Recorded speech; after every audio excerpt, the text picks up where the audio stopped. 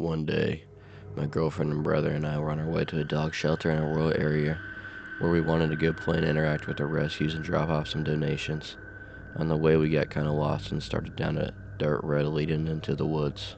We didn't know the area at all, and it's midday, so the sun is out and there are no people around, so the drive is pretty. We're just joking around, laughing, enjoying the scenery when we round a bend in the road and we see an old house with an unkept lawn and some broken chairs out front, but no obvious signs of people living there. We're still in a good mood and making jokes about the hills have eyes vibe the house is giving off, but we decide it's best to turn around as the shelter is clearly not on this road. I follow the road another 10 meters or so to get to a clearing behind the house so I can turn around. As we drive past the backyard, we can see the whole yard is full of mannequins. Old sun-damaged mannequins in all shapes and sizes, some with clothing but most just naked and broken. I cannot describe how incredibly unsettling this was. There had to be over 50 of them, some without heads, some with only partial heads, and most of them had limbs missing.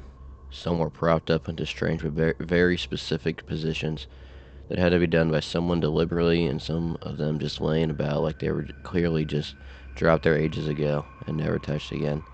Just a whole yard full of disfigured mannequins in the middle of the woods. Everyone in the car went dead quiet right away, and all the joking stopped immediately. I locked the doors and rolled out the windows and started to turn the car around. I told my brother to keep an eye on the house and my girlfriend to keep an eye on the woods to make sure no one was near. Just as I turned around, my brother said, "Someone's looking at us through the curtains." I think that was the single most frightening moment of my life. As we pass the house, the door opens, and a middle-aged lady comes out and starts walking towards us. She walks right up to the road as we approached her with the car. She seemed quite friendly and gestured for us to stop and rolled down her windows, which I actually did. Turns out lots of people get lost there looking for the animal shelter. She very politely gave us the directions. We thank her and follow her directions, which turned out to be correct. She's just a lady who lives in the woods and collects mannequins. Scared us though, and I still get the creeps when I walk into a store that has dolls.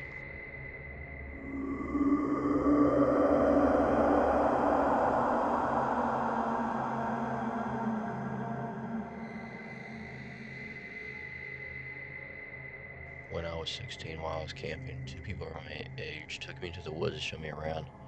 I came across an old-looking house that looked like it was there for several years with no upkeep. The people told me that they walked this path every year, and that house was never there before. One of them started to tear up in the eyes, saying that they're freaked out and question how a house just appeared out of nowhere. Me being 16 and lacking care at the time, to be freaked out thinking they'd just mess with me, I said, "Let's check it out," but the people said, "No, are you crazy? We're leaving." So they turned around and started to walk away. I faced them, then turned back to the house, and I swore I saw someone pale in the face looking out the window, grinning at me. Now I'm not 100% on that. As a skeptic, it could have been maybe a dirty window or my eyes playing tricks on me, since it was now becoming darker, but even just typing this comment, I have a chill going down my spine remembering that day. I ended up walking the path again several years later with some cousins of mine, and the house was not there. I can't explain it honestly.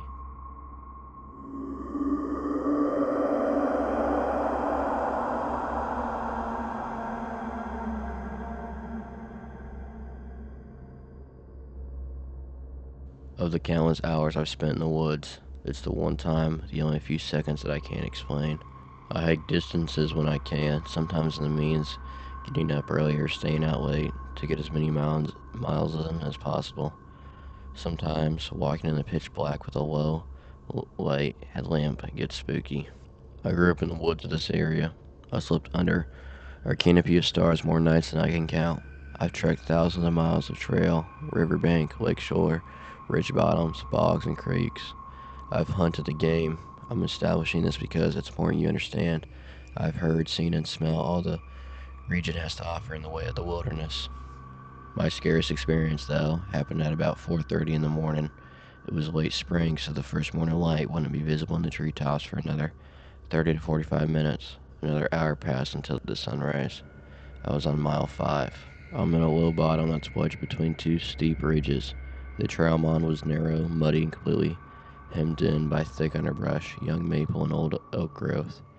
I'm focused on the small light from my headlamp, just one step after the other, zoned out. Then I heard a loud crack, and I froze solid. This is the part I have trouble describing. 4:30 in the springtime means I'm the only thing making noise. No birds chirping, nothing, dead quiet. Midway while frozen is when fight or flight kicks in and you have these immediate instinct thoughts. The thought that instantly flashed my mind as I stood there balancing myself into silence was, if I hear that again, I'm turning around, I'm going back the way I came in a hurry. Why? Because the sound was not a branch breaking. It wasn't a deadfall. It wasn't a widowmaker. I was damn sure I just heard something intentional. Hearing it twice, well, that meant get out of here. To describe it as best as I can, it sounded like a decent-sized wooden stick being violently whacked against the smallest tree. More a fungo bat-sized stick than a baseball bat. The distinction in my head being that it sounded was a crack and not a thud or thump.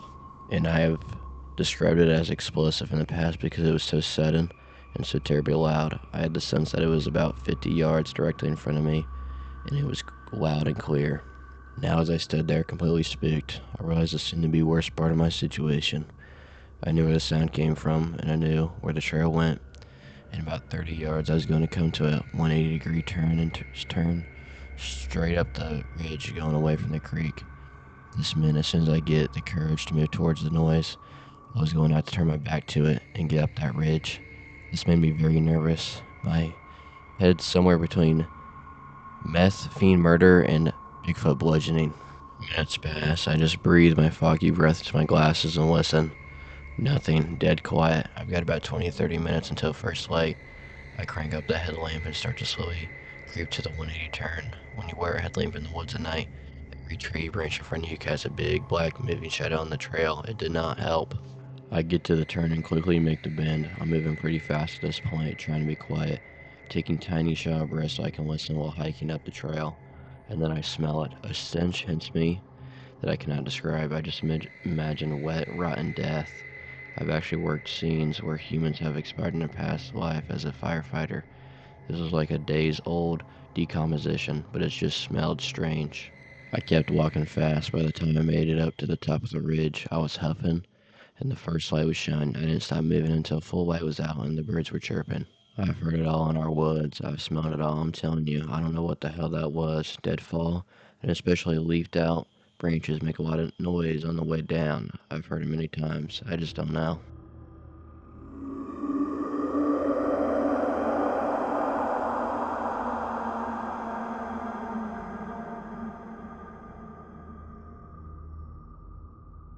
At around 10 p.m., I needed to use the restrooms, so I left our site to use the restroom, which was about a quarter mile away. It's pitch dark. As I was walking, I saw one of my friends who was with us walk from a path leading to an unused site onto the main path. This unused site path was a good 50 yards away from our site's path. My friend has a very noticeable and particular gait, so I knew it was him. At multiple points, he turned around and asked, "Why are you following me?" I was a good 40 or so feet ahead of me. I would reply, "I already told you guys I was going to the bathroom," and question, "Why did you come from a different site?" He picked his pace up, and I lost him in the darkness. I get to the restrooms without seeing him, do my business, and upon return to my site, where he of course is, I start asking why I'm being messed with. Everyone denies my friend even left. Okay, so they're messing around a big fight. Then 3 a.m. rolls around. I wake up needing to pee. No need to walk to the restroom this time. I just walk off into the woods a bit. As I walk back after my piss, I hear the distinct sound of a tent zipper opening. In the darkness, I can tell it's my friend. Then I can barely see, but definitely hear him zip it back up. As I get closer to the tents, I see him more clearly, and he walks a bit. He goes to light a cigarette. I can see his face in the flint strikes of the lighter. Even clearer when it manages to catch. He lights his cigarette, takes a puff, and says, "Can you hear me?" "Yeah, I can hear you. What's up?" Again, much louder this time. "Can you hear me?" "Me, yeah." "You trying to wake everyone up?" He kind of shakes his head at me, then turns and walks towards the car. It's maybe 30 feet away from me. Thinking I'm being messed with again, I go to follow.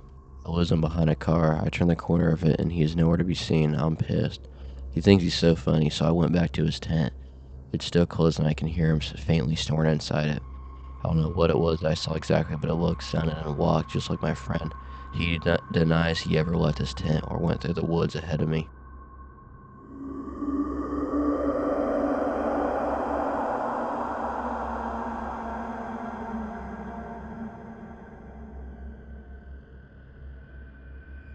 My friends and I used to camp a lot in the El Dorado National Forest. We had a spot along Sepago Springs. We were used to camp a lot. One weekend we decided to go for a 3-day foraging camp. We brought in MREs in case we couldn't find anything, some guns and some supplies to set up shelter. The first night we chilled. We cooked a bunch of crawdowns at a squirrel my buddy shot, drank a few beers we brought, and slept fine. The next day something felt off to me. One of my friends who was with me and I had some really creepy experiences in this part of the forest in the past, and it felt a bit like those.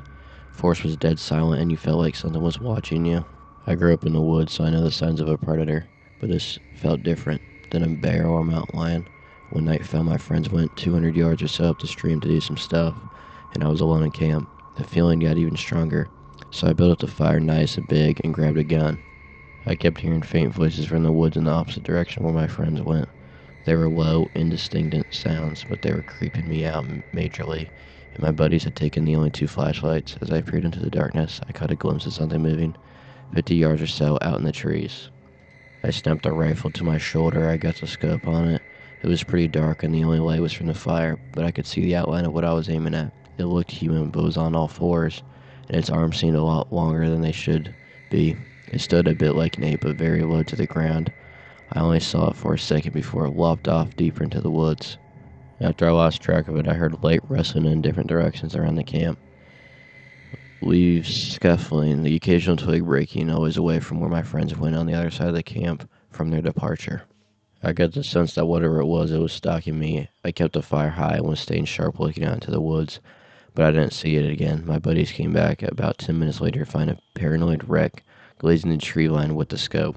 I told them what happened and they got quiet. They told me the reason they came back when they did is they started hearing the same noise I did over where they were at, and it spooked them. We spent the second night of our trip with a big fire and 3 lookouts. Nobody slept that night. In the morning we broke camp as quickly as we could and hightailed it out of there. We never camped in that spot again.